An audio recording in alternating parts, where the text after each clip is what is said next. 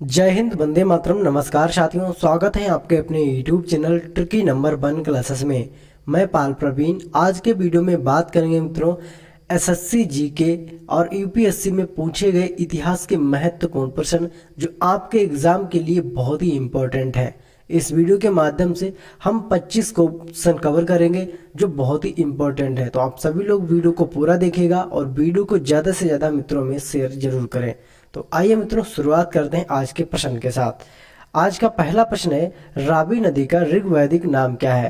यानी रावी नदी की बात करें तो रावी नदी का जो ऋग्वैदिक काल का जो नाम है मित्रों वह क्या है। सही आंसर इसका ऑप्शन नंबर डी, पारूसी। क्या नाम है इसका मित्रों? पारूसी नाम है ऋग्वैदिक काल का। रावी नदी का नाम पारूसी है, आपने याद रखना है। इसी तरह वित्त सतह की बात करें तो इसका नाम क्या था मित्रों? झेलम। और आस्किनी की बात करें इसका था नाम चिनाब। और सुतुद्री इसका नाम था सतलुज, आपने याद रखना है। जो सुतुद्री है नदी इसका नाम क्या था मित्रों? सतलुज, ऋग्वैदिक काल में, आपने याद रखना है। इसी के साथ बात करते हैं अगले प्रश्न की। अगला प्रश्न है, भारत में चार बाग शैली के स्थापत्य की शुरुआत किसने की थी। बहुत ही इंपॉर्टेंट प्रश्न है। अभी हाल ही में यूपीएससी के एग्जाम में सभी क्वेश्चन पूछे गए हैं। इतिहास के बहुत ही इंपॉर्टेंट क्वेश्चन है।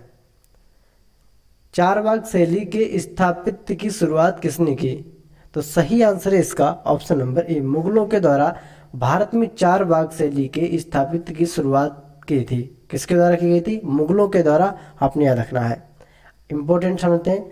चार बाग शैली को मुगलों द्वारा भारत में लाया गया था। भारत में हुमायूं का मकबरा और ताजमहल इस शैली का सबसे प्रसिद्ध उदाहरण है। आगे बात करते हैं, प्लासी के युद्ध के समय मुगल सम्राट कौन था। बहुत ही इंपॉर्टेंट प्रश्न है। प्लासी का जब युद्ध हुआ था तो उस समय मुगल सम्राट कौन था। सही आंसर इसका ऑप्शन नंबर ए, आलमगीर सेकेंड। जो आलमगीर सेकेंड था मित्रों, ये प्लासी के युद्ध के समय मुगल सम्राट था, आपने याद रखना है। आगे बात करते हैं, प्लासी का युद्ध 23 जून 1757 ईस्वी को हुआ था। 23 जून 1757 ईस्वी को British India East India company वेज सिराजुद्दौला बंगाल के नवाब थे। जो सिराजुद्दौला थे मित्रों, ये उस समय बंगाल के नवाब थे। सेना नायक थे colonel Robert Clive. Mir Jafar, ये नवाब का कमांडर था मित्रों। किसका कमांडर था? नवाब का, आपने याद रखना है। आगे बात करते हैं, किस भारतीय शासक को महमूद गजनवी ने वर्ष 1001 में पराजित किया था। बहुत ही इंपॉर्टेंट है मित्रों। किस भारतीय शासक को महमूद गजनवी ने वर्ष 1001 में पराजित किया था। सही आंसर है इसका ऑप्शन नंबर सी, अजय पाल। जो अजय पाल थे मित्रों, ये भारत के रहने वाले थे और इनको मित्रों महमूद गजनवी जो था मित्रों, इसने पराजित कर दिया था। आगे जानते हैं, महमूद गजनवी 1000 से 1027 की अवधि में भारत पर 17 बार आक्रमण किया। यानी जो महमूद गजनवी था मित्रों, इसने 1000 से सन 1000 से और 1027 तक भारत पर लगातार 17 बार आक्रमण किया। महमूद गजनवी का प्रथम आक्रमण 1000 ईस्वी में सीमावर्ती नगरों पर हुआ था। इस समय हिंदू शाही का शासक कौन था मित्रों? राजपाल था। 1001 में गांधार में पेशावर के पास जयपाल की पराजय, जयपाल के बाद में आत्महत्या कर ली गई थी। बाद में महमूद गजनी ने 1008 में जयपाल के बेटे आनंद पाल को हराया था, आपने याद रखना है। आगे बात करते हैं मित्रों, क्वेश्चन नंबर 5 है, बहुत ही इंपॉर्टेंट है क्वेश्चन, कई बार एग्जाम में पूछा गया। 1026 ईस्वी में किसने सोमनाथ मंदिर पर हमला किया था एवं इसे लूट लिया था। बहुत ही इंपॉर्टेंट प्रश्न है, कई बार एग्जाम में पूछा हुआ क्वेश्चन कि 1026 ईस्वी में किसने सोमनाथ मंदिर पर हमला किया एवं इसे लूटा था। सही आंसर है इसका option number B, Mahmud Ghaznavi ने। जो महमूद गजनी था मित्रों, इसने सोमनाथ मंदिर पर 1026 ईस्वी में आक्रमण किया और यहाँ से बहुत सारा कीमती खजाना लूट कर ले गया था। आगे बात करते हैं, मोहम्मद गौरी ने सबसे पहला आक्रमण कब किया था। जो मोहम्मद गौरी था मित्रों, इसने सबसे पहला आक्रमण कब किया था। सही आंसर है इसका ऑप्शन नंबर सी, 1175 ईस्वी में। कब मित्रों? 1175 ईस्वी में मोहम्मद गौरी ने पहला आक्रमण किया था, आपने याद रखना है। गौरी ने सबसे पहले 1175-76 से मुल्ताना और कच्छ पर आक्रमण किया था तथा आसानी से उस पर विजय भी प्राप्त कर लिए थे। अगला प्रश्न है, किस शासक ने वर्ष 1191 में मोहम्मद गौरी को पराजित किया था? बहुत ही इंपॉर्टेंट प्रश्न है। किस शासक ने वर्ष 1191 में मोहम्मद गौरी को पराजित किया था? सही आंसर इसका option number A, Prithviraj Chauhan. किसको पराजित किया था मित्रों? पृथ्वीराज चौहान को पराजित किया था, आपने याद रखना है। आगे बात करते हैं, तराई की दूसरी लड़ाई किस वर्ष लड़ी गई थी? बहुत ही इंपॉर्टेंट प्रश्न है। तराई की दूसरी लड़ाई किस वर्ष लड़ी गई थी? सही आंसर है इसका ऑप्शन नंबर डी, 1192 में। 1192 में तराई की दूसरी लड़ाई गई थी, आपने याद रखना है। अगला प्रश्न है, उड़ीसा के कोणार्क मंदिर का निर्माण निम्न में से किस शासक के द्वारा करवाया गया था? बहुत ही इंपॉर्टेंट है मित्रों। उड़ीसा के कोणार्क मंदिर का निर्माण निम्न में से किस शासक के द्वारा करवाया गया था? सही आंसर इसका option number C, Narasimhadeva first. जो नरसिंहदेव फर्स्ट थे मित्रों, इन्होंने उड़ीसा के कोणार्क मंदिर का निर्माण करवाया था, आपने याद रखना है।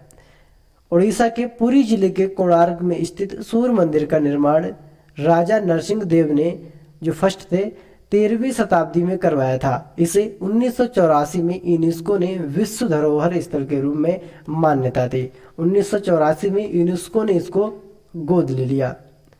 आगे बात करते हैं, विक्रमशिला विश्वविद्यालय की स्थापना किसके द्वारा की गई? सभी लोग आंसर कमेंट करेंगे और वीडियो को जरूर मित्रों में शेयर करें। विक्रमशिला विश्वविद्यालय की स्थापना किसके द्वारा की गई थी? सही आंसर इसका ऑप्शन नंबर वी, धर्मपाल के द्वारा विक्रमशिला विश्वविद्यालय की स्थापना की गई थी। राइट आंसर है ऑप्शन नंबर वी। आगे बात करते हैं, पाल वंश के राजा धर्मपाल ने 8वीं शताब्दी में की थी। वर्तमान में ये बिहार के भागलपुर में स्थित है। कहाँ पर मित्रों? बिहार के भागलपुर में। बहुत ही इंपॉर्टेंट प्रश्न है, राजतरंगिणी पुस्तक के लेखक कौन है? बहुत ही इंपॉर्टेंट है, कई बार एग्जाम में पूछा गया। राजतरंगिणी पुस्तक के लेखक कौन है? सही आंसर है इसका ऑप्शन नंबर वी, जो कल्हण है मित्रों, कल्हण, ये राजतरंगिणी पुस्तक के लेखक है, आपने याद रखना है। आगे बात करते हैं, 618 ईस्वी में हर्षवर्धन को निम्न में से किसने पराजित किया था? बहुत ही इंपॉर्टेंट है मित्रों, 618 ईस्वी में हर्षवर्धन को किसने पराजित किया था? सही आंसर है इसका option number B, Pulakeshin second. जो पुलकेशिन सेकंड थे मित्रों, इन्होंने हर्षवर्धन को पराजित किया था 618 ईस्वी में, आपने याद रखना है। आगे बात करते हैं, पुलकेशिन चालुक्य वंश के एक प्रसिद्ध राजा थे जिन्होंने 618 ईस्वी में हर्षवर्धन को हराया था।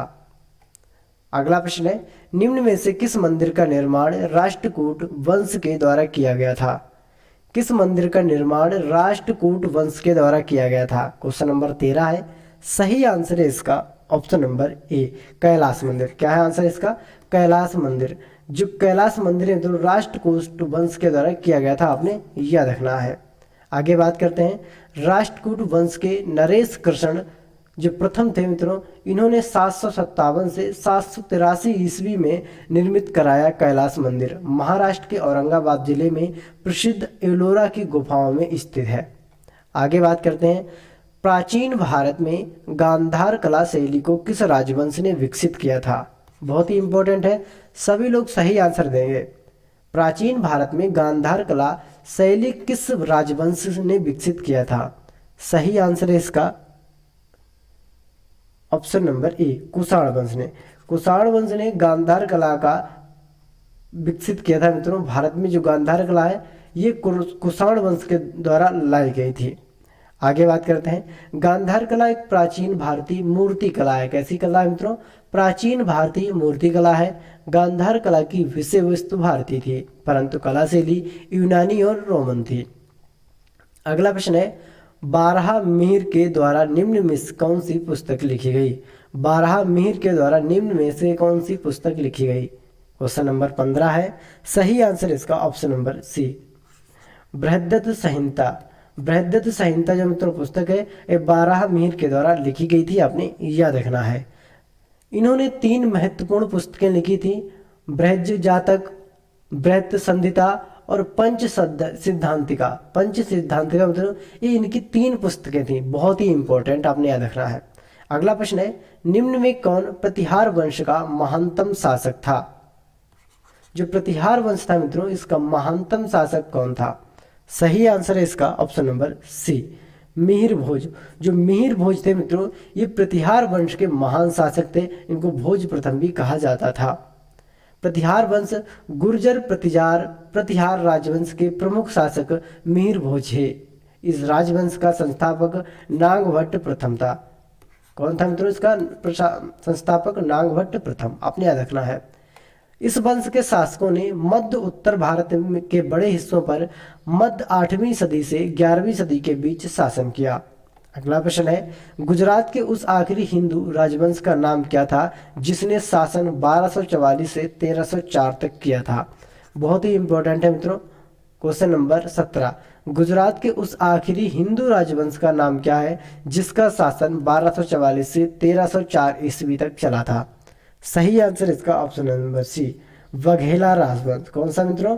बघेला राजवंश। इनका शासन 1244 से 1304 ईस्वी तक चला था, आपने याद रखना है। बघेला वंश 13वीं शताब्दी में गुजरात पर शासन करने वाला चालुक्य यानी सोलंकी वंश का एक वंश था। इनकी राजधानी ढोलका थी। कौन सी राजधानी थी? ढोलका।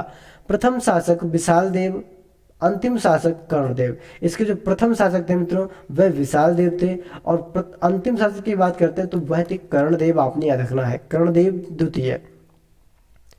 326 ईसा पूर्व में किसकी लड़ाई सिकंदर महान के द्वारा राजा पोरस के विरुद्ध लड़ी गई थी? बहुत ही इंपॉर्टेंट है मित्रों। 326 ईस्वी की लड़ाई सिकंदर महान के द्वारा राजा पोरस के साथ लड़ी गई थी। तो सही आंसर है इसका ऑप्शन नंबर ए, झेलम। झेलम की लड़ाई 326 ईस्वी पूर्व में हुई थी, और ये सिकंदर और राजा पोरस के बीच हुई थी, आपने याद रखना है। झेलम का युद्ध हाइडी स्पीच का युद्ध के नाम से भी जाना जाता है। झेलम नदी के किनारे सिकंदर और पंजाब के राजा पोरस के बीच हुआ था। इस युद्ध में पोरस ने सिकंदर को पराजित कर दिया था। आगे बात करते हैं, किस धर्म के भिक्षुओं के लिए चैत्य और विहारों का निर्माण किया गया था? बहुत ही इंपॉर्टेंट है मित्रों, किस धर्म के भिक्षुओं के लिए चैत्य और विहारों का निर्माण किया गया था? सही आंसर है इसका ऑप्शन नंबर वी, बौद्ध धर्म के लिए भिक्षुओं के लिए चैत्य और विहारों का निर्माण किया गया था, आपने याद रखना है। अगला प्रश्न है क्वेश्चन नंबर 20, हर्यक वंश का शासक अजातशत्रु किसका पुत्र था? हर्यक वंश का शासक जो अजातशत्रु था मित्रों वह किसका पुत्र था? सही आंसर है इसका ऑप्शन नंबर डी, बिंबिसार। जो अजातशत्रु पुत्र जो मित्रों था ये बिंबिसार का पुत्र था, आपने याद रखना है। आगे बात करते हैं, प्रसिद्ध चिकित्सक जीवक किसके द्वारा नियुक्त किया गया था? प्रसिद्ध चिकित्सक जीवक किसके द्वारा नियुक्त किया गया था? सही आंसर इसका ऑप्शन नंबर डी, बिंबिसार के द्वारा प्रसिद्ध चिकित्सक जीवक नियुक्त किया गया था, आपने याद रखना है। आगे बात करते हैं, नंद वंश का अंतिम शासक निम्न में से कौन था? बहुत ही इंपॉर्टेंट है, एग्जाम में कई बार क्वेश्चन पूछा जा चुका है कि नंद वंश का अंतिम शासक निम्न में से कौन सा था या कौन सा है? सही आंसर इसका ऑप्शन नंबर ए, घनानंद। जो नंद वंश का अंतिम शासक था मित्रों वह घनानंद था, आपने याद रखना है। घनानंद इसकी मृत्यु हुई थी 321 ईसा पूर्व में। नंद वंश के अंतिम शासक के संस्थापक उग्रसेन के 8 भाइयों में सबसे छोटे थे। उग्रसेन के 8 भाइयों में सबसे छोटे थे घनानंद, आपने याद रखना है। अगला प्रश्न है, चालुक्य वंश का संस्थापक कौन था? बहुत ही इंपॉर्टेंट है मित्रों, चालुक्य वंश का संस्थापक कौन था? क्वेश्चन नंबर 23 है, सही आंसर है इसका डी, पुलकेशिन। जो चालुक्य वंश था मित्रों इसके जो संस्थापक थे मित्रों वह थे पुलकेशिन, आपने याद रखना है। चालुक्य वंश की स्थापना पुलकेशिन प्रथम ने 543 ईसा पूर्व में की। कब की थी? 543 ईसा पूर्व में। अगला प्रश्न है, किस वंश ने महाबलीपुरम के पंचरथों का निर्माण किया? बहुत ही इंपॉर्टेंट है मित्रों, किस वंश ने महाबलीपुरम के पंचरथों का निर्माण किया था? सही आंसर है इसका ऑप्शन नंबर वी, पल्लव वंश ने। पल्लव वंश ने महाबलीपुरम के पंचरथों का निर्माण किया था, आपने याद रखना है। आगे बात करते हैं। महाबलीपुरम के रथों का निर्माण पल्लव के शासनकाल के दौरान राजा नरसिंह वर्मन ने 7वीं और 8वीं शताब्दी में करवाया था। 5 रथ यानी पंच मंदिर तमिलनाडु राज्य के कांचीपुर जिले में बंगाल की खाड़ी के मंडल तट महाबलीपुरम में एक स्मारक परिसर है। आपने याद रखना है। अगला प्रश्न है और आज की वीडियो का लास्ट एवं आखिरी प्रश्न। तो आप सभी लोग वीडियो को ज़्यादा से ज़्यादा मित्रों में शेयर जरूर करें। निम्न में कौन सा शासक मौर्य वंश से संबंधित नहीं था? आंसर कमेंट करेंगे। कौन सा शासक मौर्य वंश से संबंधित नहीं था? सही आंसर इसका option number C, Chandragupta. Chandragupta जो शासक है मित्रों, ये मौर्य वंश से संबंधित नहीं है। बाकी आपके अशोक, बिंबिसार और बिंदुसार ये सभी आपके मौर्य वंश से संबंधित है। लेकिन चंद्रगुप्त है मित्रों, ये आपका जो है मित्रों, ये मौर्य वंश से संबंधित नहीं है। आपने याद रखना है। तो मित्रों ये थे आपके इतिहास के महत्वपूर्ण प्रश्न जो अभी हाल ही में यूपीएससी में पूछे गए थे। तो आपको हमारी वीडियो कैसी लगी कमेंट के माध्यम से हमको जरूर बताएं और मिलते हैं अगली वीडियो में। तब तक के लिए जय हिंद, जय भारत।